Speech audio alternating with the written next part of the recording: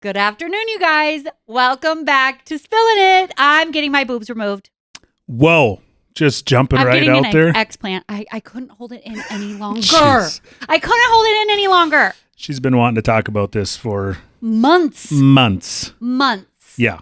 But to be fair, I maybe told you like a couple months ago, but I've been thinking about it. Prior to that. Yeah, way before that. Yeah. I feel so much better.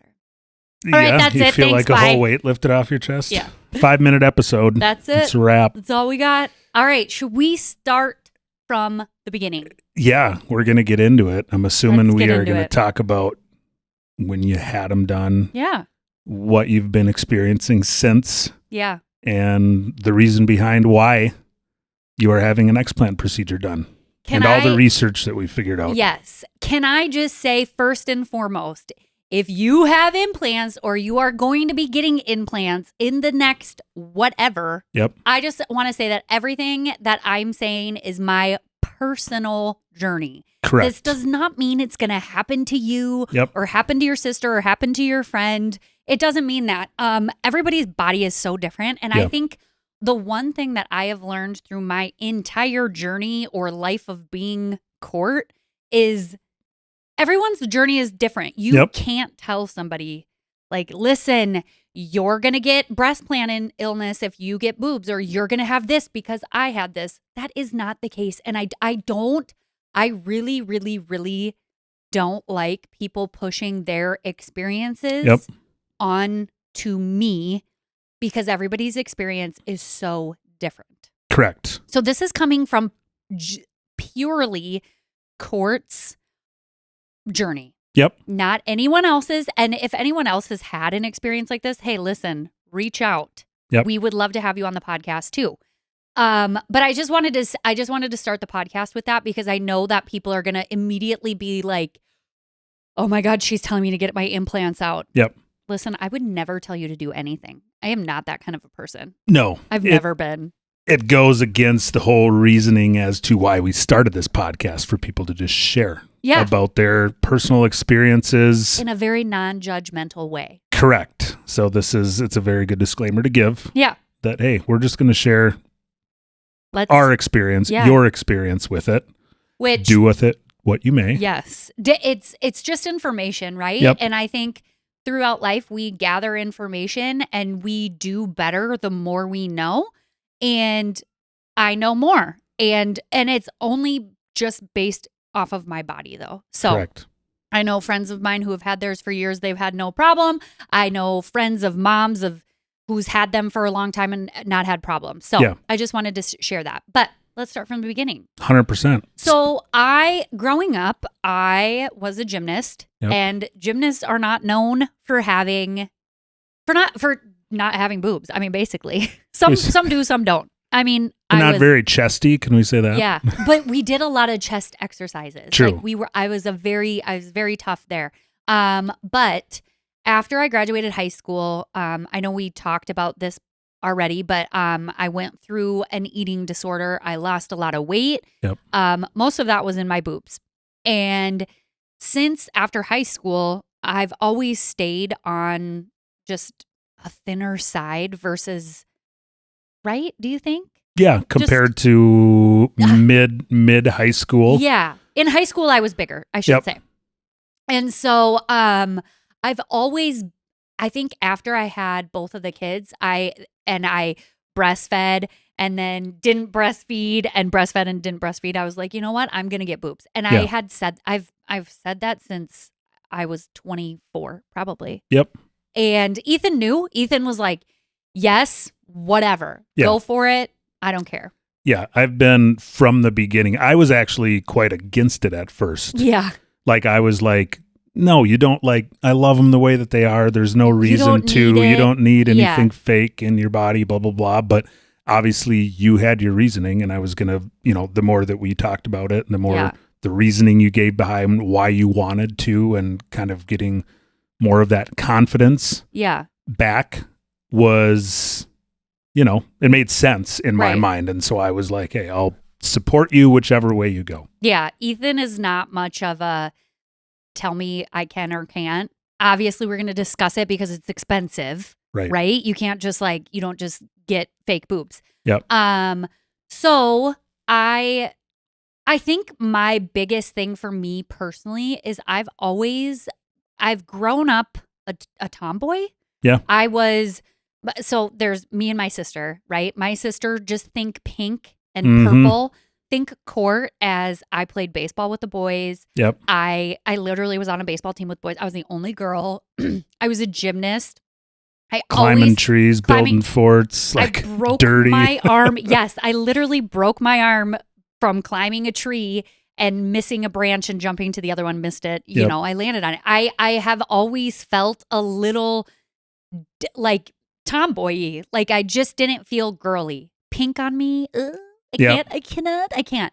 And so I think in my brain, especially after losing weight with all the kids in my boobs, I just felt not feminine at all. Yeah. And to me, being feminine is having boobs. That's how I felt.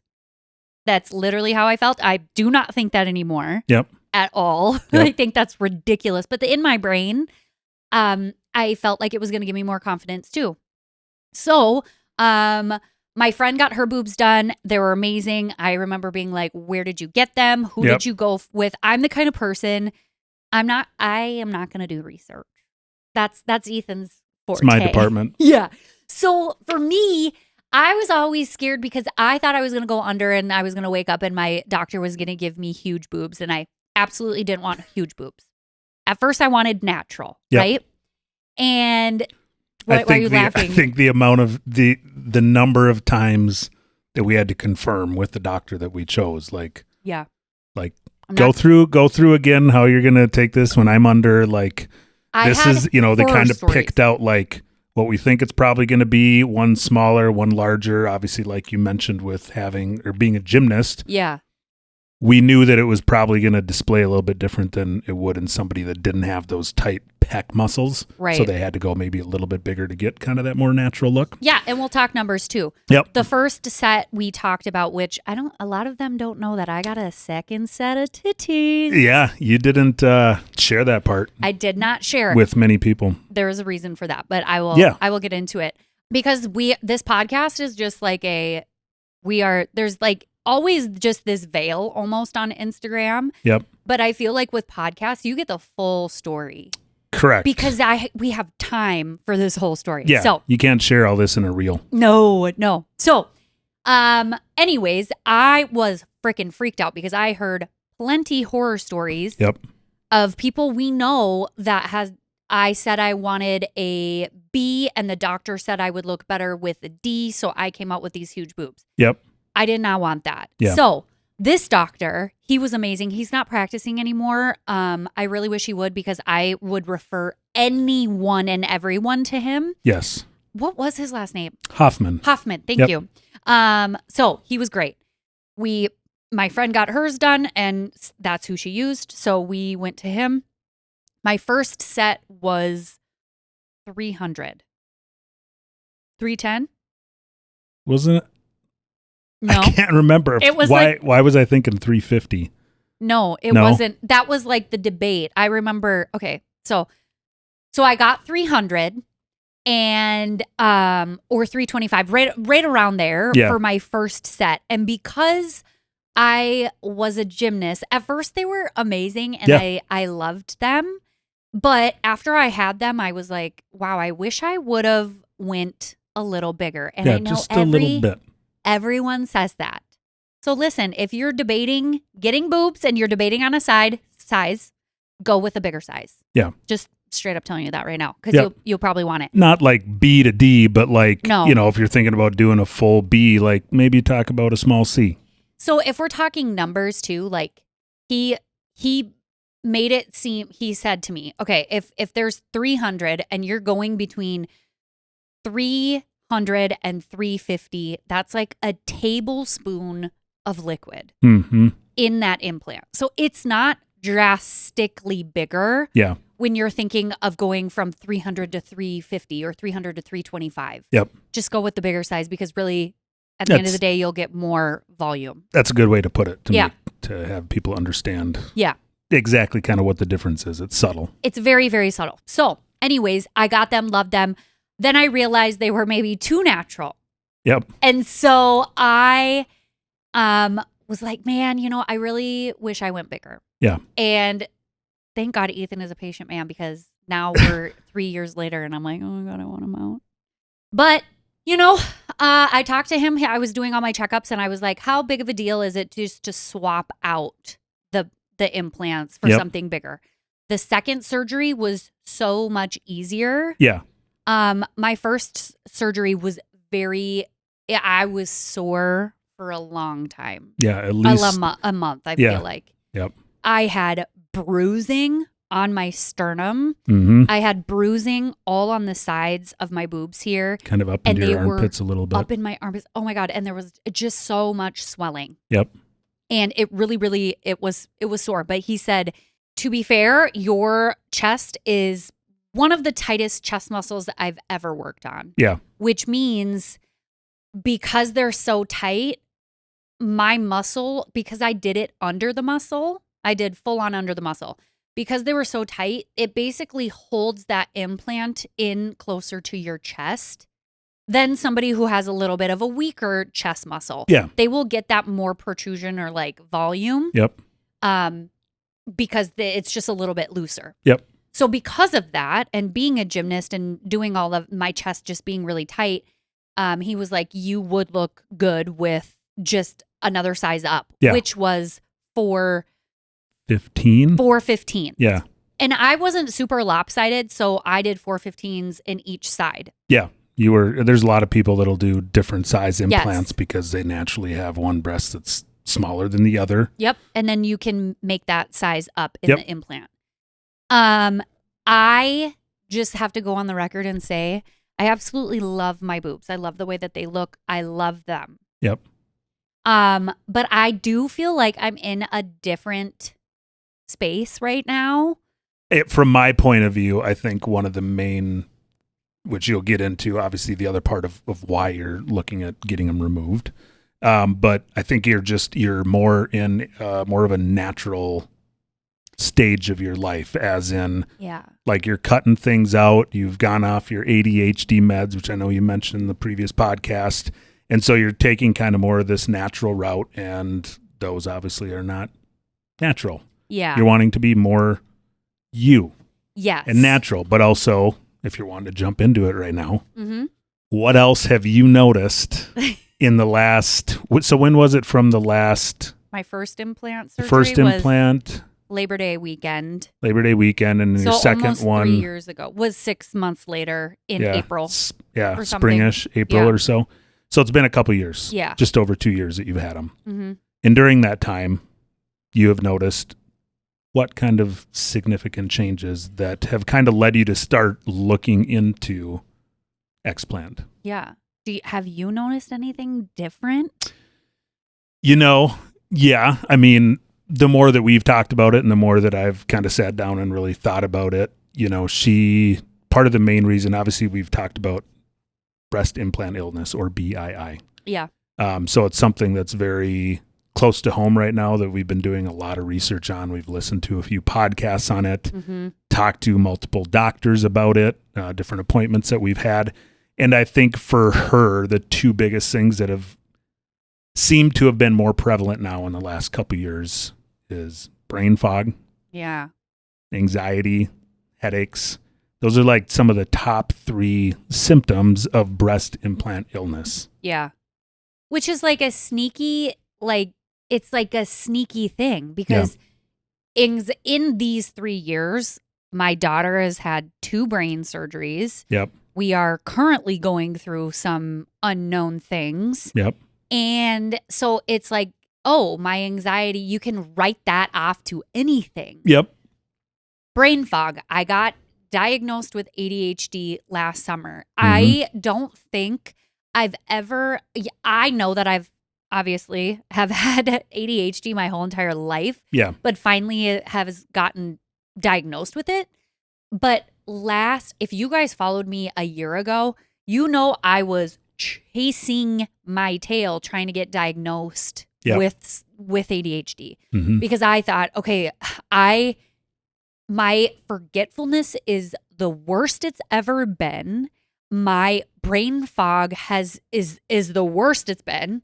So in my brain, I'm thinking, let's fix it by going on ADHD meds. Yep. So I go on ADHD meds, and yes, did it fix the problem of what I wanted it to address? Absolutely. Yeah, in a way. Helped you focus? Yeah. But did I also lose a huge chunk of my personality? Mm-hmm. Also, yes. Yep. So in my brain, and I've been going through this, honestly, probably since my grandma died. And I don't know why my grandma dying, like it was like my grandma died, Piper died, and then it was a crazy winter. Yeah, it was. And so I was kind of trying to like pinpoint all of these things. So, my anxiety is really high. My ADHD is really high. I also just had some neck problems and stuff from the accident that we had been in. So I started going to this new chiropractor, which we've talked about before on Instagram. She's amazing. She's very holistic though. And before seeing her, people on Instagram message me about BII and like certain things about my headaches. And I always keep it in the back of my brain ever since I got implants. Yep. And I just recommend that anybody who has implants is just very mindful, I guess, of their symptoms. And if they get worse or they get better.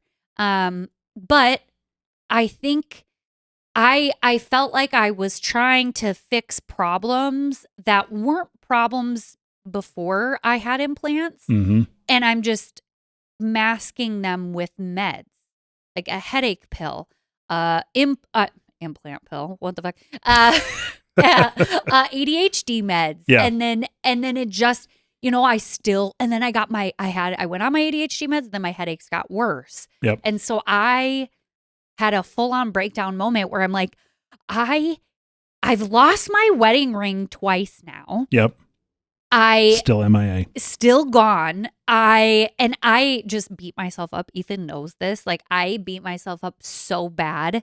Like people will literally say stuff like, "Oh my God, how can you do that?" And I'm like, I know. I'm already so frustrated with my own self. Yeah. But it's like I am masking all these things with just more medicine. And I'm like, is it actually like, I went back and I'm like talking to my mom and talking to Rachel and talking to Ethan, like, do you think I was this bad before I had implants? Like, truly think about it. And I'm not saying, like, Ethan will do this thing where he'll be like, no, like you want it to be, do you know what I mean? Like you're trying to downplay it. Yeah, I definitely try to downplay. And I think it's the part of the reason I try to downplay it is just because of the medical stuff that we've been through with our family. I'm a hypochondriac-ish. Yeah, low key. You freak out when medical stuff happens and it's a rabbit hole, this deep, dark rabbit hole that you go down. So trying to minimize things that you're thinking in your brain is my way of like making sure you don't go down that deep, dark rabbit hole. Yeah. However, you obviously make a good point. I mean, you had headaches randomly before. And I will say, sorry, I should have said, I've had headaches since I was a kid. Yeah, but like it wasn't something new to me. Right. But they were random. They were random and they weren't as much as they were. Yeah. And so I'm also going through this like, is it premenopause? Right. Or is it my implants? Yeah. I don't know. Yeah. And there's really no way, even talking to other doctors, like there's no way they can for sure be like, yep, you definitely. Yes. You definitely had it. I mean, what'll be the determining factor is because we've talked to a couple doctors and other people that have had it done. And it's like, they're like, as soon as I woke up and walked out that day, I was like, boom, like brain fog gone. I mean, it's not that way for everybody. Maybe it takes a little more time. Maybe some people if you get the whole capsule out, it seems like within like a day, people's symptoms are better by like 50%. And then they just keep getting better. Yeah. Well, the other thing too that you had noticed outside of the headaches, the brain fog and stuff is one of the bigger things with BII is inflammation, which, some people experience inflammation different ways. It's not like you felt inflamed in your body necessarily, but your chiropractor kept noticing that you had like inflamed lymph nodes. Yeah. And you were like, she's like, are you sick? Are you just getting over being sick? Do you feel like you're going to get sick? And she's like, no, I feel completely normal. But it's like her lymph nodes were just constantly on the swollen side. Every time I go, she's like, it's still inflamed. It's still inflamed. Is that the word? Inflamed or swollen. Swollen. Yeah. You have a swollen lymph node. And I'm like, what the frick? I feel totally fine. Yep. But it's always one. Yeah. And so, there's just been a lot of things that I think I've gone through to get to this point of being like, okay, I seriously need to look at my implants. Yeah. And after we went to some surgeons, and we've researched a lot of them since my surgeon is gone, which he would be actually really bummed to take them out. Yeah, he would. He was like, man, these are some of the best ones I've done. This is the best work I've ever done. I'm like, agreed. I think the thing that is, if I think about it logically, I'm like, when I work out and I am like doing push-ups or I'm doing handstands or whatever, my implants feel weird. They do feel strange when you're working out, and that's what I love doing. But there's always this. I've never thought long term though. Like, if I'm 60, am I gonna want implants? Right. I don't know. And if you're 60 and you have your implants, freaking rock them. Yeah. I'm just thinking for me personally, but I also have always had this right implant that has been bothersome to me. Mm-hmm. And it had been confirmed with one of the doctors that it is more firmer than my left side. Yeah, capsule's tighter. Which the capsule's tighter, it can get just tighter and tighter and tighter, which then you're in capsular contraction. Right. Or contracture. Yeah. Which a lot of that is normal, they said, with whichever dominant side you have. Yes. So she's right-hand dominant. Right. That one's going to be a little tighter because that pec's a little bit tighter. But but it can turn into that. And so the only cure for that is to take them out and either replace them or just take them out. Mm-hmm.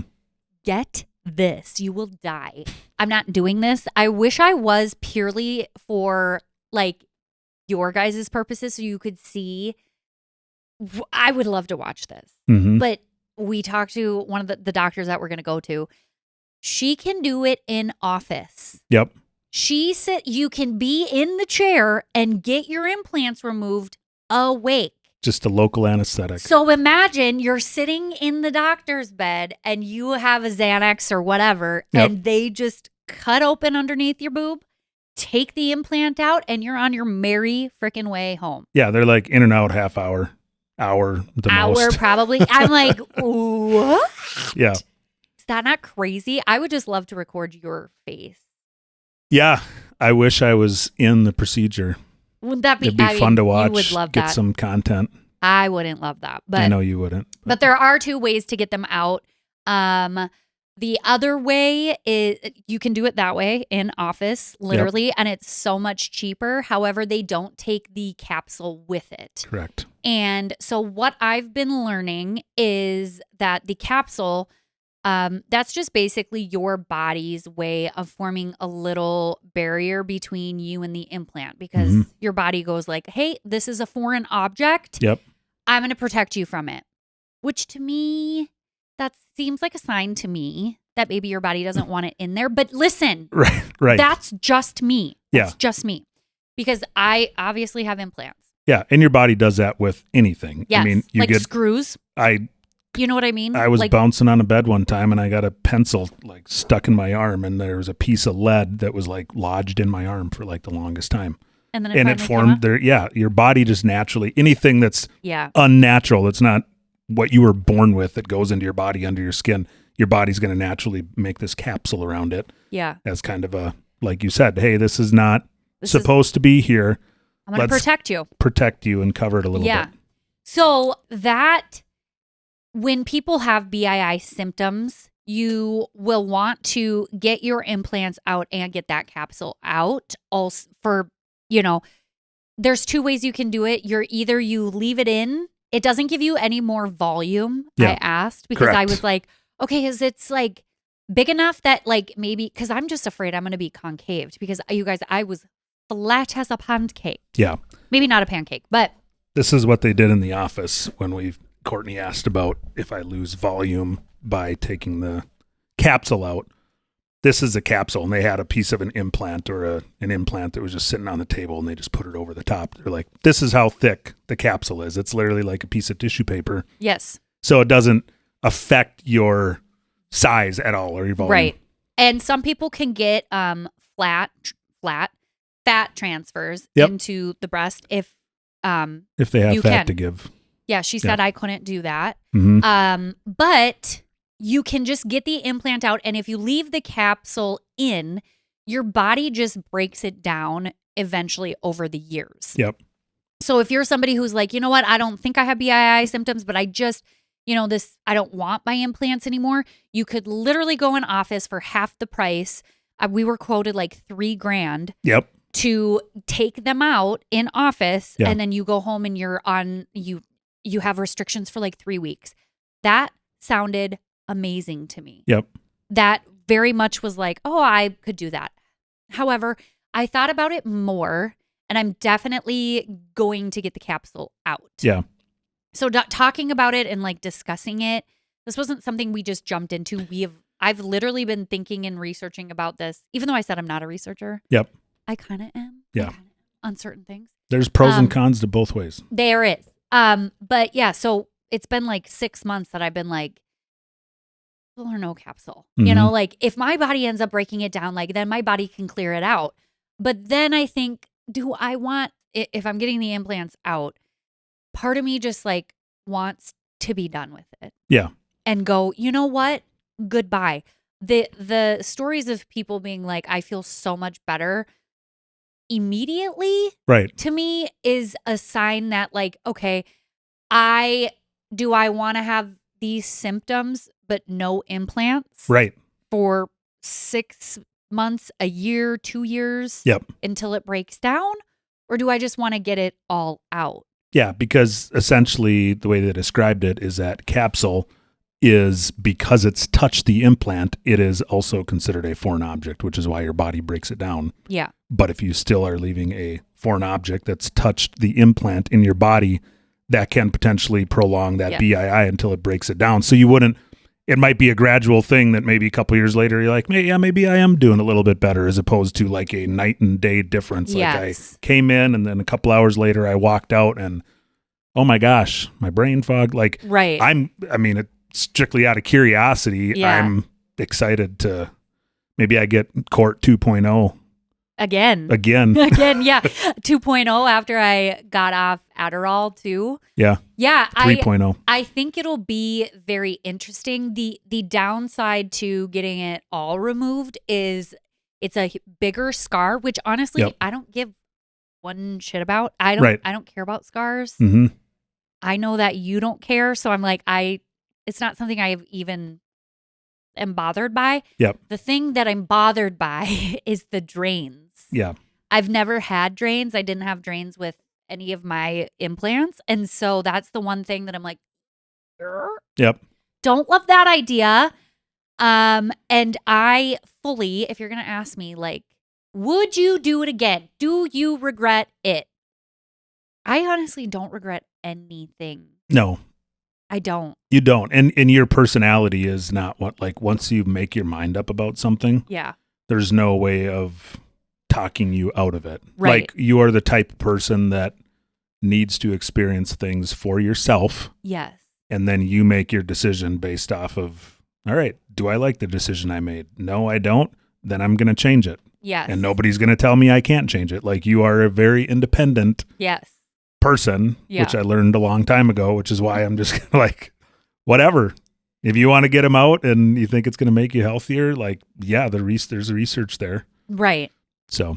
Do you regret me getting implants or going through this? No. That's the one thing that I don't regret it. They've been fun.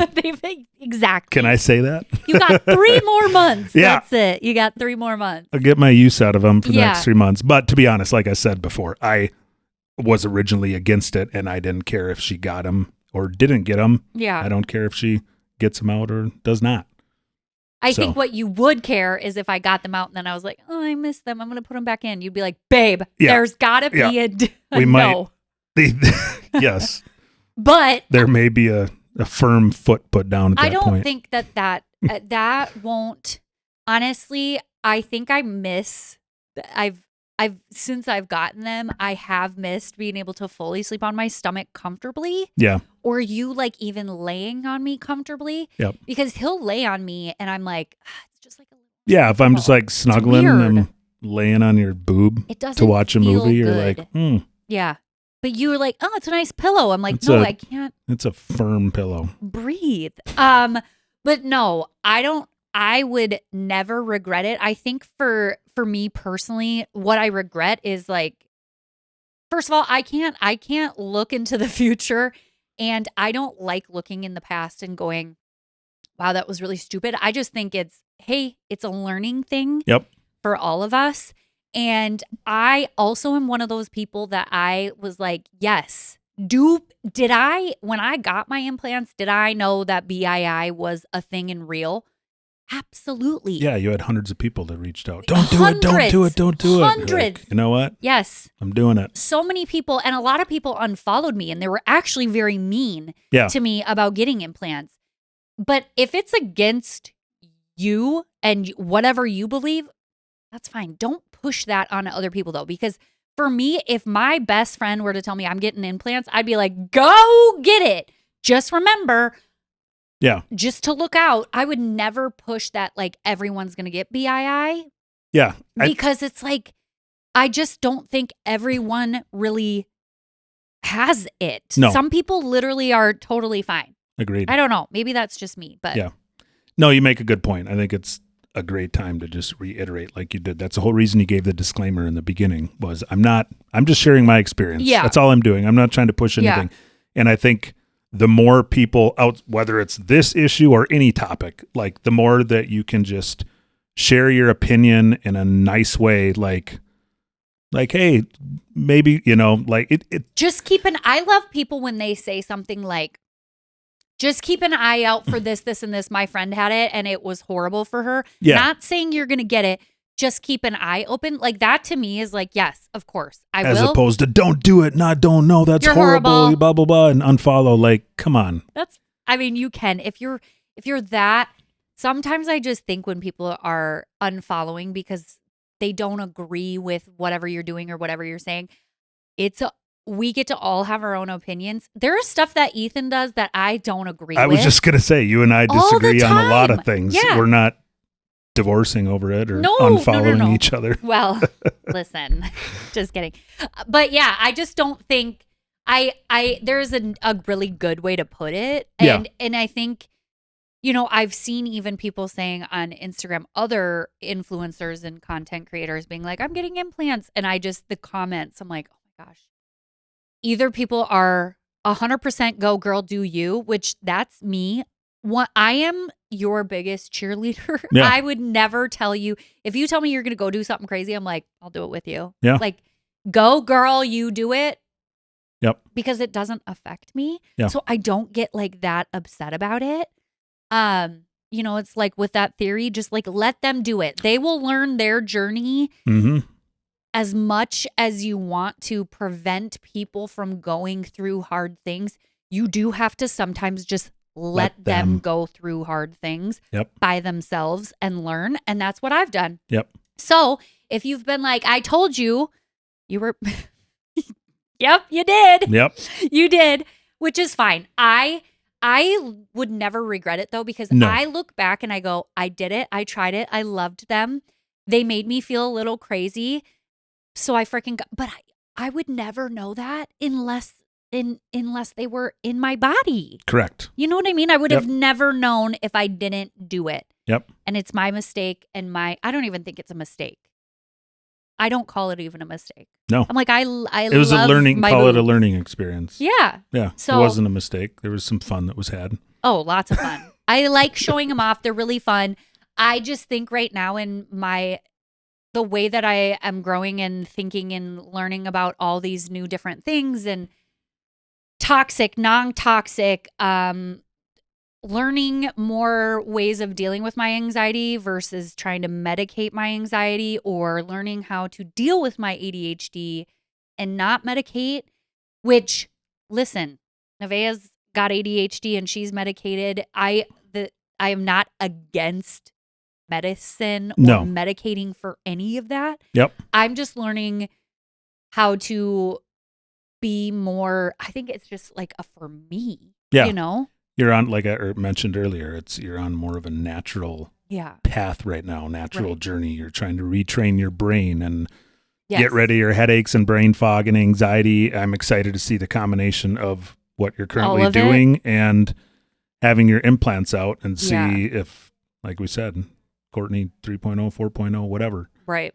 But yeah, it's pointless to live with the regrets or just overthink. I shouldn't have, we can't change it. Yes. So why sit there and spend time regretting something and giving yourself?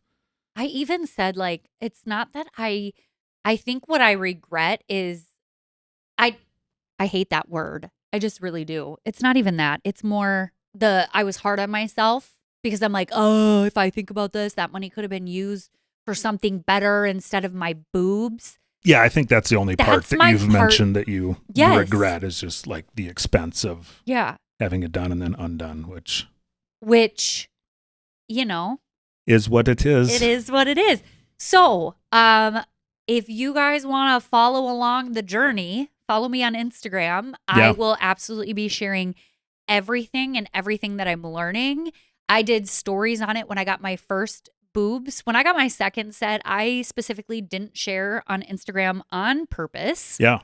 Well, I think a lot of the reason why you didn't is just because of the amount of negative messages that you got from sharing that you were going to have it done the first time. So why do I want to go through all of that again? Yeah. I think it was a more of navigating people's expectations kind of. And I think I'm at a spot now where I'm like, it doesn't matter. It's everyone's journey is just so different. And so if I would have thought about it differently back then, I probably would have shared it. Yeah. Because there's this part of me that doesn't give a flying. We're going to have to do a second episode, end of September. Okay. Yeah. We should talk about that. Well, it's in September that I'm going to do. Early September. Yeah, I'll have to do a part 2. I mean, I know there's going to be a lot of questions with this. I've already gotten questions. Well, I've had statements from people and had consults, and September is the month. Yep. The explant month. I also don't, thankfully, I don't have to do a lift or anything. I think the longest part is going to be the recovery. It's going to be 6 weeks. Yeah. And I'll have drains, which I'm fine. I think I am. I will be totally honest. I've even told Ethan this. I'm like, I am nervous that because when she felt my boobs, she's like, yeah, you're all implant. Yeah. Which means I have not a lot of fat in my boobs, which I never really did in general besides high school. Yep.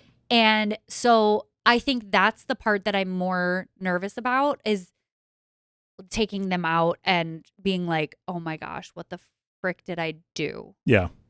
But then I keep going back to would I have all these, if I have all these symptoms, would I still want the boobs in then though? For my whole life?